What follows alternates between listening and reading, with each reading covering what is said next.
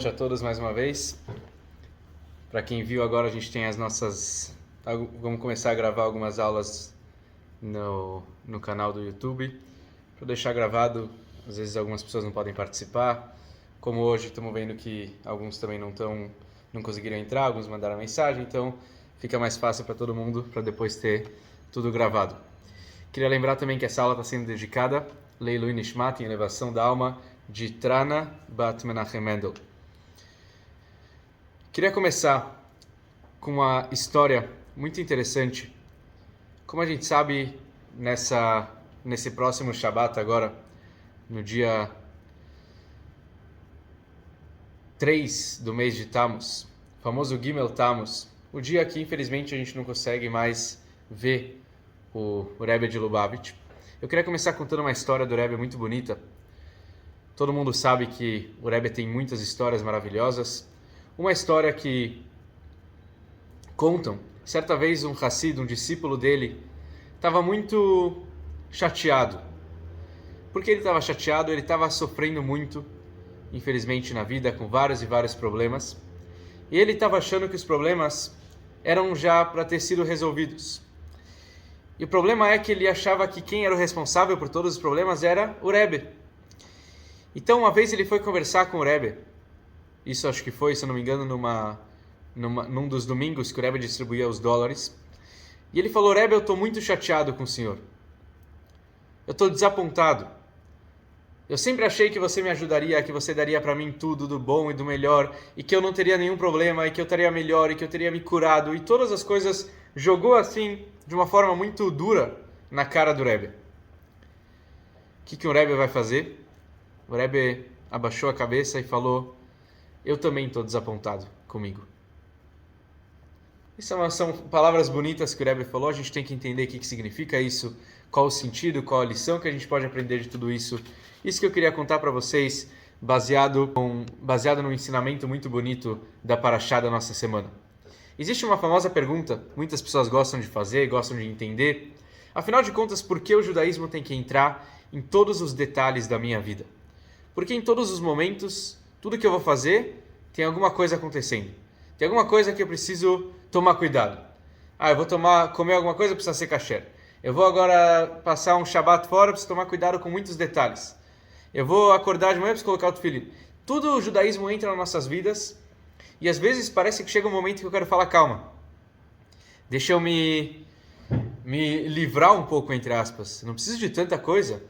Tantos detalhes, todos os momentos da minha vida eu preciso ter Deus, eu preciso lembrar da Torá, das mitzvot, eu não posso fazer nada só por mim. E muita gente acaba pensando então que é tão difícil ser judeu, então acaba abrindo mão e falando: não é para mim, deixa eu desistir um pouquinho, deixa eu relaxar um pouquinho, pegar uma praia, esquecer de tudo, não quero lembrar nem mesmo de Deus. Isso é algo que, obviamente é errado esse argumento, mas a gente tem que entender. Quem foi o primeiro a fazer essa pergunta, se a gente for olhar na nossa história? Está justamente na porção da nossa semana, na Parashá da semana, a Torá nos conta sobre o famoso Korach. Korach era um homem que queria brigar com Moshe Rabbeinu. Ele não era uma pessoa qualquer, uma pessoa muito esperta. Só para a gente resumir o que estava acontecendo na época, os judeus estavam no deserto. Logo quando eles saíram do Egito, a história conta, eles saíram do Egito e estavam a caminho da terra de Israel. Nesse meio tempo, eles passaram no deserto, eles ficaram 40 anos. Durante esses 40 anos, vários episódios aconteceram. Um deles, que é justamente a porção lida nessa semana, é sobre essa pessoa conhecida como Korach. Ele era parente de Moshe, parente de Moisés, e ele brigou, ele achou que a liderança de Arão, o irmão de Moisés, e até mesmo Moisés como líder, estavam errados. Alguma coisa não estava certo nisso. Porque Deus escolheu eles, não escolheu a ele, não escolheu outra pessoa. E até então, é interessante todos os argumentos dele. Korach tinha, como eu falei, ele era um homem esperto, mas muitos argumentos que ele teve foi também para zombar de Moshe Rabbeinu, para zombar de Deus, para zombar das mitzvot. E isso era uma coisa errada. Como pode ser que ele, sendo uma pessoa tão esperta, argumentaria coisas tão simples que qualquer judeu saberia responder? E uma das coisas que, de certa forma, ele falou foi: Moshe Rabbeinu, Aharon, todo o povo, quem disse que a gente tem que cumprir tudo que Deus manda? Quem disse que tudo vem de Deus? Até então, naquela época, todo mundo recebia os mandamentos diretamente de Deus, mas tudo era passado por Moisés. Moshe Rabbeinu pegava os ensinamentos de Deus e passava para o povo. Naquela época não tinham muitas mitzvot, tinham poucas. De repente, Moisés entrava para falar com Deus e voltava com mais leis. E ele entrava de novo e voltava com outras leis. E assim ia dia após dia, Moisés ia acrescentando vários detalhes, vários mandamentos a mais. Isso incomodava Korach. Quem disse que Moshe Rabbeinu não está inventando? Quem disse que ele não está tirando da cabeça dele? Quem disse que ele não está manipulando um povo inteiro? Se Deus quer falar com a gente, Deus tem o nosso endereço, tem nosso telefone, Ele sabe falar com o povo. Ele não precisa de um ser humano no meio para interferir, para poder trazer as lições. Então, esse era um argumento muito esperto, muito inteligente de Korach. O mais interessante, se a gente for olhar na história, como todos sabem, qual foi o castigo dele? Korach, ao invés de receber uma resposta, ele sofreu. E foi algo assim que a gente sabe, fora da natureza. A terra se abriu e Korach, toda a família, todo mundo caiu na terra, caiu no buraco e depois a terra se fechou. Todo mundo se enterrou, todo mundo foi enterrado naquele local. A pergunta foi respondida? Não. Então, onde está a resposta? Primeira coisa, por que Deus em todos os momentos? Porque o judaísmo tem que entrar sempre em todos os mínimos detalhes. E segunda coisa, por que precisa de alguém? Por que precisa de um Moshe Rabbeinu, de alguém para interferir entre a nossa comunicação com Deus? Afinal de contas, eu rezo para Deus, eu não rezo para Moshe Rabbeinu. Então, por que precisa ter alguém no meio explicando, interferindo entre a minha reza, os meus pedidos para Deus? Um detalhe importante para a gente lembrar, até interessante, talvez alguns não saibam, os filhos de Korach, por mais que eles foram engolidos pela terra, eles não faleceram. Korach teve 3 filhos. Um chamava Assir, outro chamava Elcaná e o terceiro chamava Aviasaf. Esses 3 filhos, eles foram engolidos pela terra, mas eles não faleceram. Por quê? Porque eles tiveram um pensamento. No começo eles estavam achando que está tudo maravilhoso, vamos criar uma confusão, vamos fazer bagunça, vamos ir contra o líder, vamos causar. De repente, eles começaram a pensar e falar, não, talvez Moshe Rabbeinu está certo mesmo, ele tem a fonte. Óbvio que a Parashá nos conta vários sinais que aconteceram, desde o incenso, desde as varas, os cajados sendo colocados dentro do Kodesh HaKodashim, da parte mais sagrada, e o único que floresceu foi o cajado de Arão, para mostrar quem era o certo, era Arão. Então tiveram alguns sinais. Mas então os filhos de Korach perceberam, a gente está errado no final de contas. A gente vai morrer, a terra vai nos engolir, mas a gente quer fazer um arrependimento, a gente quer pedir perdão para Deus. E Deus não deixa ninguém na mão. Até mesmo eles que foram engolidos pela terra, dizem nossos sábios, eles não faleceram. Eles sobreviveram, eles ficaram num lugar separado, de alguma forma a gente tem que entender, e eles cantaram. Qual foi o cântico deles? O que eles cantaram? Mais para frente a gente vê.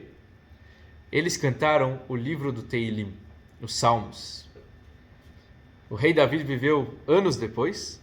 Aqui eles já estavam cantando os Salmos, não é que eles estavam cantando os Salmos, mas o rei Davi, quando foi escrever o livro, ele se baseou em algumas pessoas, em 10 pessoas. E 3 dessas 10 eram justamente esses filhos do Korach que estavam embaixo da terra cantando. Tanto é que a gente tem o costume de ler, para quem percebe o Teilim, tem gente que lê todos os dias, isso é um costume antigo, um costume muito, muito importante, e tem aqueles também que leem em alguns momentos o livro dos Salmos, mas tem um salmo que a gente lê todo ano, num dos momentos mais elevados, que é no dia do Rosh Hashanah, no dia do Ano Novo, antes do toque do shofar. E ele começa Mizmor Livnei Korach, o cântico para os filhos de Korach. O que tem a ver os filhos de Korach nesse momento mais importante do ano? Justamente esse capítulo, esse salmo fala sobre pessoas que, a gente está agora antes do toque do shofar, no momento do Rosh Hashanah, da pessoa refletir, pensar e lembrar que não existe caso perdido. Se eu quero voltar, eu quero retornar, eu tenho uma chance. Não tem caso perdido, eu sempre tenho a chance de voltar para onde eu estava. E essa é a lição dos filhos de Korach que a gente pode aprender. Mas voltando agora para as perguntas que a gente tinha feito, o judaísmo sempre, em todos os detalhes, todos os momentos da minha vida, e por que precisa ter um ser humano entre eu e Deus?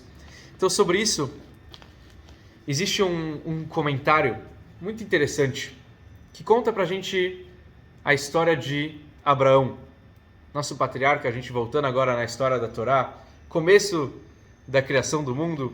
Abraão existe. Abraão ele foi com a esposa dele para o Egito. Quando ele chega, ele tem um problema, não só no Egito, ele teve em alguns momentos vários problemas, mas em um determinado ponto da história, o rei captura a sua esposa. E o rei começa então a sofrer de muitas coisas ruins. O rei começa a sofrer de doenças. Isso tudo porque ele capturou a esposa de Abraão e ele não sabia mais o que fazer. Ao invés dele rezar para Deus, o que ele fez? Ele foi rezar, ele chamou o marido, que era Abraão, e falou: Abraão, eu quero que você reze para que as minhas doenças parem. Pegue a tua esposa, eu não quero mais ela, eu só quero não ter minhas doenças. Então Abraão reza por Deus. Reza para Deus e assim o rei se cura. Essa história é interessante, porque o próprio rei não foi diretamente rezar para Deus, porque ele precisou de Abraão. E aqui, na verdade, dizem nossos sábios, está uma base muito forte no judaísmo, que muitas vezes a gente pode não perceber, mas é uma base importante.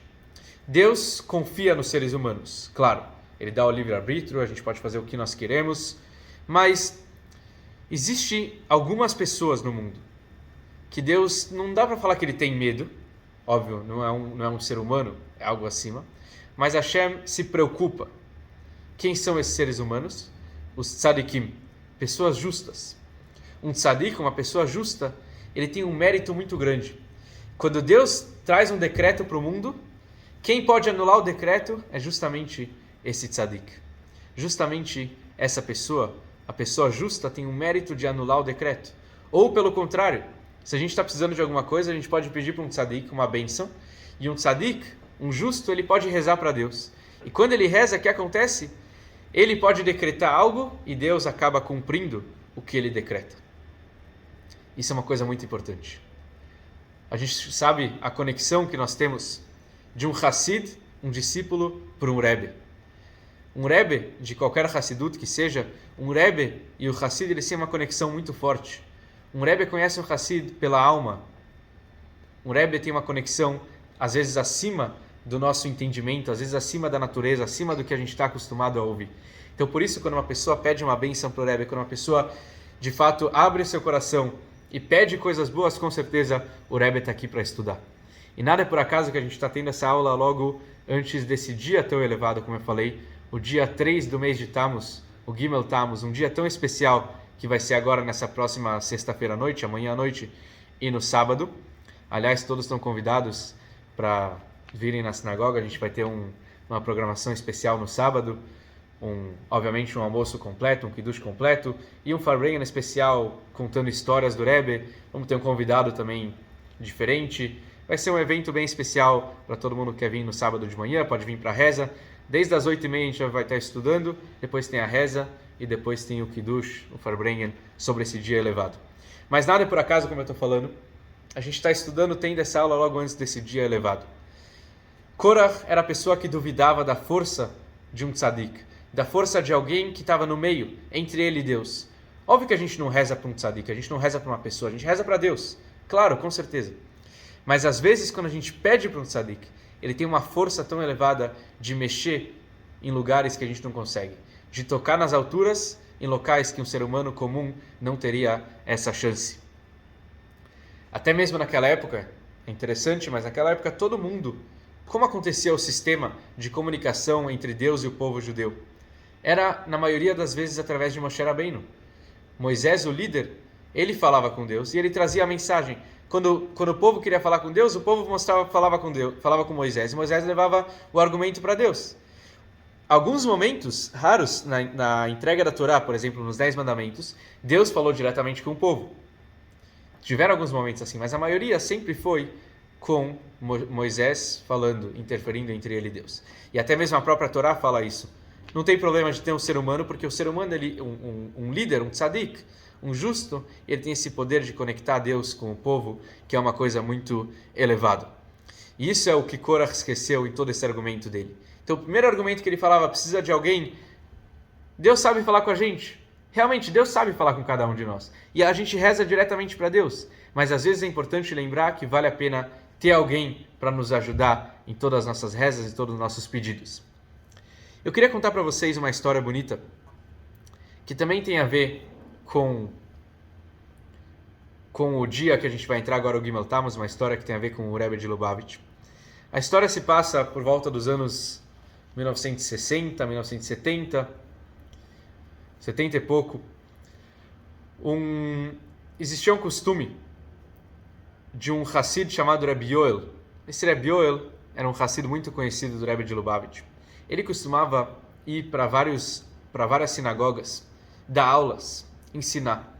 E uma das sinagogas, um dos lugares que ele costumava dar aula, era um local que os alunos não eram Hassidim Lubavitch. Eles não eram Hassidim, discípulos do Rebbe de Lubavitch. Eles estudavam outras coisas, eles tinham outras Hassiduyot. Na verdade, eles não tinham outros Rebbes, eles não estudavam Hassidut. Eles eram as pessoas que estudavam toda a Torá, mas não Hassidut. Tem movimentos que não estudam Hassidut por alguns motivos. E justamente ele foi dar uma aula, esse Rebbe Yoel, que era o Hassid, e ele contou sobre a ideia que existe um Rebbe e ofereceu para as pessoas, para quem está lá, conhecer. Uma das pessoas que era o grande aluno, o melhor aluno da classe, aceitou o convite e foi visitar o Rebbe de Lubavitch. Eles tiveram uma conversa, deve ter demorado 10, 15 minutos, e esse aluno saiu da sala do Rebbe revoltado, falou: não quero mais falar com você, Rabino, com o Rebbe Yoel, que era o que estava dando aula, eu me viro sozinho na vida. E ele voltou para Yeshiva, ele começou a estudar, seguiu a vida dele. Anos se passam, muitos anos. Esse Rebbe Yoel está andando na rua em Crown Heights, nos Estados Unidos. De repente ele vê na rua uma pessoa passando, não estava com as roupas mais ortodoxas, mais judaicas, e ele para, essa pessoa para o Rebbe Yoel e fala: Rabino, você lembra de mim? Quem é você? Eu sou aquele homem, aquele aluno, que era o melhor aluno da escola, que estudava tanto e você me convenceu a conversar com o Rebbe, e depois eu acabei, eu estou aqui hoje. E eu queria contar para você o que aconteceu naquela audiência, naquela conversa. Eu estava conversando com o Rebbe me explicou a vantagem do estudo da Hassidut. O quão importante é estudar Hassidut, aplicar no nosso dia a dia. E eu não queria estudar Hassidut. Eu tinha os meus estudos, eu estava bem com isso. E eu então saí e falei: esse Rebbe não me conhece, esse Rebbe não se importa comigo de verdade, não sabe quem sou eu. E eu voltei para minhas aulas, para meus estudos. Como eu era o melhor aluno da classe, eu fui eleito logo depois para começar a dar aula para os meus amigos. E nas aulas que eu comecei a dar, eu dava aula, tudo. Chegou um momento que eu comecei a dar aula e eu percebia que os alunos quebravam todo o meu raciocínio, meus amigos. E eu fiquei muito chateado com isso. Eu dava aula e toda a minha ideia era quebrada, não fazia sentido, e eu fiquei chateado. O que eu fiz? Eu comecei a desistir, eu abri mão de dar aula. Só que não só de dar aula, eu comecei a abrir mão disso, comecei a abrir mão daquilo, e até que um dia eu me vi fora daquela yeshiva, daquela casa de estudos. Eu percebi que não é para mim. E nisso, eu também decidi abrir mão com o tempo da minha vida judaica. Eu não quis mais ser um judeu, eu não quis mais cumprir os mandamentos, não é mais para mim. E aos poucos, eu comecei a perceber um vazio, a sentir um vazio dentro de mim. E eu pensei: quem vai lembrar, quem vai saber que eu sou uma pessoa que era tão boa? Como que eu posso agora voltar? Então eu decidi procurar de novo o Rebbe de Lubavitch. Eu entrei, era um momento que estava tendo um Farbrengen. Farbrengen é uma reunião hassídica onde muitos Hassidim, discípulos, se reúnem e o Rebbe fala palavras de Torá, cantam, é um momento muito, muito elevado. E justamente quando eu entrei na casa do Rebbe, no 770, no 770 em Nova York, o Rebbe estava falando sobre um assunto que me tocou muito.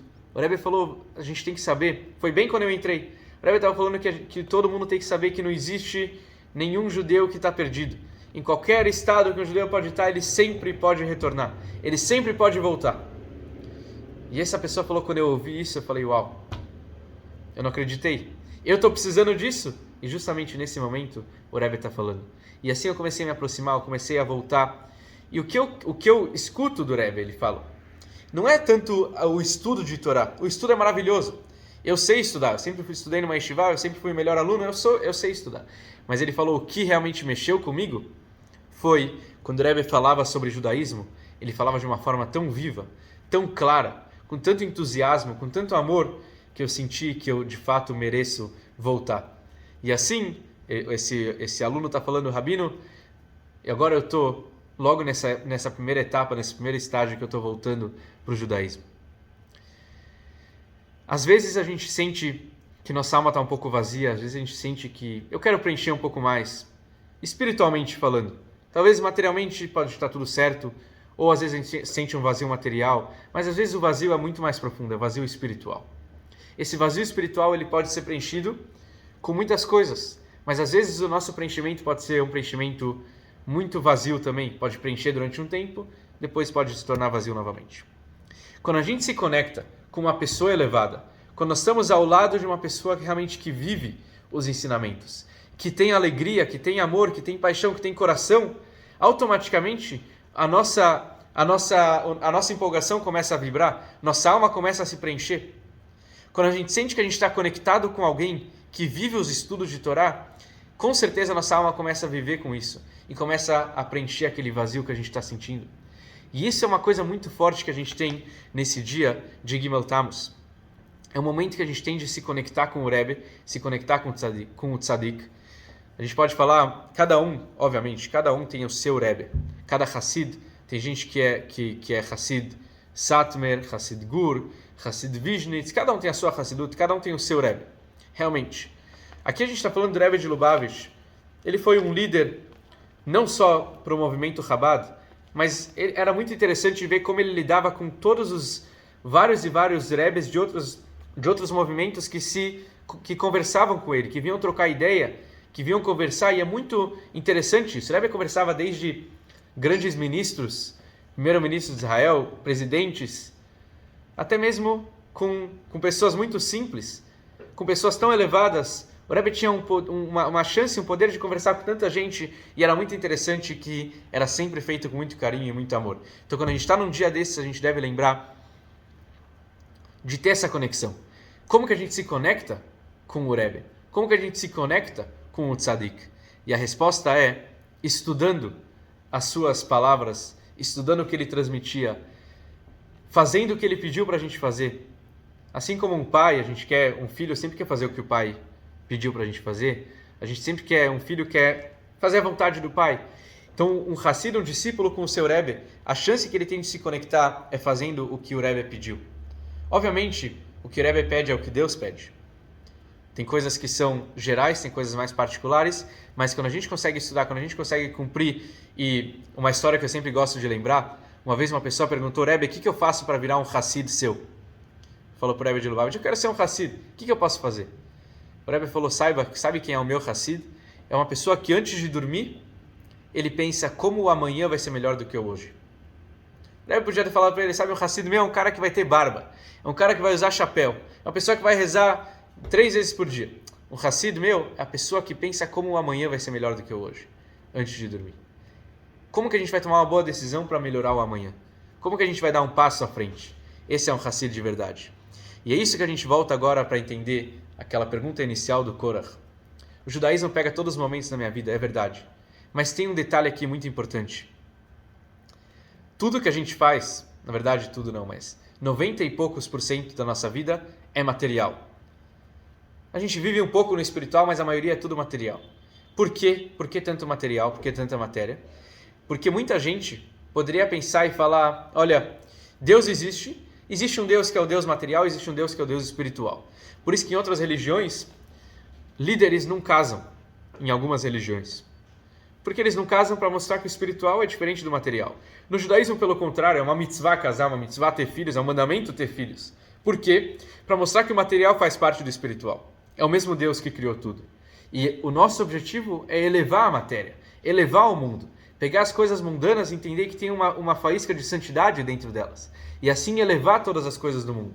Esse é o nosso objetivo, conectar o material e o espiritual, trazer o espiritual dentro do material. Então, por isso, quando Korach veio e falou, não, mas por que Deus tem que estar em todos os momentos da minha vida? Por que eu não posso ter um momento da vida que eu estou me livrando de Deus um pouco? E a resposta é porque em todos os momentos tem um Deus. Em tudo que eu vou fazer, eu tenho uma missão. A minha missão é elevar as partículas mundanas, é trazer amor, trazer carinho, trazer espiritualidade em todas as coisas mundanas. Esse é o meu objetivo.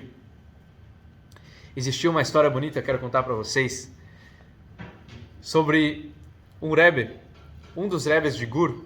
Ele, certa vez, pediu para um aluno dele, ele falou: aluno, você vai viajar? O aluno estava viajando para Israel. Ele falou: aluno, eu quero que você, na sua viagem, você procura um ponteiro do meu relógio. Então o Rebbe mostrou para ele o relógio, falou: tá vendo, o ponteiro está quebrado, e eu estou precisando desse ponteiro. Você pode me comprar? Desculpa, o aluno não estava indo para Israel, perdão, o aluno estava indo para Las Vegas. Ele ia fazer uma parada em Miami e depois ia para Las Vegas. Ele mexia com várias coisas, ele ia participar de uma feira. E aí o Rebbe de Gur então falou: você consegue, o aluno, com certeza, claro, fazer um favor para o Rebbe? Claro, eu vou procurar esse ponteiro. Levou o relógio, chegou em Miami, primeira parada, começou a procurar onde que eu vou achar, fez o que ele tinha que fazer, os trabalhos dele, e depois ele começou a procurar. Ele entrou numa joalheria, entrou na outra e ninguém tinha esse ponteiro. Ele entendeu que é uma coisa complicada de achar. Então ele falou: sabe o que? Eu vou mudar meu voo. Em vez de ir para Las Vegas, eu vou agora para Nova York. Porque em Nova York tem pessoas que entendem mais de relógios. E ele foi procurar. E ele chega em Nova York, começa a procurar o relógio, ele não acha esse ponteiro de jeito nenhum. Ele então decidiu curtir a viagem dele, mas ele estava com a cabeça no relógio do Rebbe. Ele voltou e falou: Rebbe, olha, eu tentei, eu procurei, não consegui, desculpas. Nesse momento chega um outro Hassid desse Rebbe de Gur e falou: Rebbe, eu conheço muito, tenho muitos contatos na Suíça, dá o relógio para mim que eu posso levar para consertar. O Rebbe olhou para esse Hassid da Suíça e falou: você não está entendendo? Você acha que realmente eu precisava desse ponteiro? Você acha que eu não posso comprar um outro relógio? Eu queria, na verdade, que esse nosso amigo que ia viajar para Miami, para Los Angeles, para que ele tivesse de fato a cabeça dele no local certo, para que ele sempre tivesse em mente o Rebbe dele na viagem dele. Ele tem ido para lá, ele tem ido para cá, mas que ele tivesse o relógio. Eu sabia que ele não ia encontrar, mas que ele tivesse essa ideia na cabeça para que ele sempre lembrasse do Rebbe. Para isso que eu queria, para que ele não achasse que o material é o principal da viagem. O principal é o espiritual. É trazer o espiritual dentro do material. É lembrar onde a gente está indo, qual é o nosso rumo na vida. E essa é a história que a gente está pensando hoje, antes de Gimel Tammuz. Essa é a história que a gente está vivendo hoje, nessa paraxá da semana, nessa porção de Korach. Korach foi a pessoa que foi contra o líder, contra o Rebbe. E a gente viu o que aconteceu com ele. Ele foi engolido pela terra. Às vezes a gente tem que simplesmente, como eu trouxe no título da aula, às vezes a gente tem que abaixar a cabeça e entender: Deus é muito maior. E Deus criou um ser humano que tem uma potência, uma força maior de me conectar com Deus. E esse ser humano é o Rebbe, é o Tzadik. O Tzadik tem a força de conectar qualquer pessoa com Hashem. E essa é a chance que a gente tem agora. Eu queria dar para vocês uma dica. A gente está agora antes desse Shabbat, vale a pena amanhã, quem quiser escrever uma carta para o Rebbe de Lubavitch, escrevendo, pedindo coisas boas. Quem não precisa pedir, pode só agradecer. Quem não quer agradecer, quem quer só escrever uma carta com o nome dele para que o Rebbe peça brachá, é um momento especial para a gente poder fazer isso. Como cai no Shabbat, o dia de Gimel Tammuz, então no Shabbat não pode escrever. Então, ou amanhã, sexta-feira até às 5 da tarde, ou sábado à noite, ou domingo, que são dias próximos a esse dia, vale a pena a gente escrever e pedir uma bênção para o Rebbe. Quem precisar de dica também, como fazer essa carta, ou exatamente o que escrever, ou como escrever, ou o que fazer depois, a gente pode mandar ela diretamente para Nova York. Tem um site que manda diretamente para o Ohel, para o túmulo do Rebbe de Lubavitch, vale a pena também fazer isso. Então, a ideia é que a gente lembra, tem um Rebbe, é o dia especial, que a gente possa se conectar com ele, e isso traz muitas bênçãos para nós, para nossas famílias. Muitos têm histórias aqui com o Rebbe, muitos têm vários ensinamentos, e que a gente pode lembrar, cada um de nós tem a chance de mudar o amanhã. Como o amanhã pode ser melhor do que o hoje? Essa é uma frase que vale a pena a gente pensar, essa é uma frase que vale a pena a gente colocar em prática, e vale a pena a gente agir de forma diferente amanhã, e mudar, e cada vez dando um passo à frente. Esse é o principal, que a gente possa, muito em breve, comemorar a vinda de Mashiach, com todos os que foram, que já estejam de volta, que a gente possa ver todos aqui conosco, com muita alegria, se Deus quiser. Queria desejar para todos vocês um Shabbat Shalom, agradecer a presença de todos, e só boas notícias, se Deus quiser, para todos nós.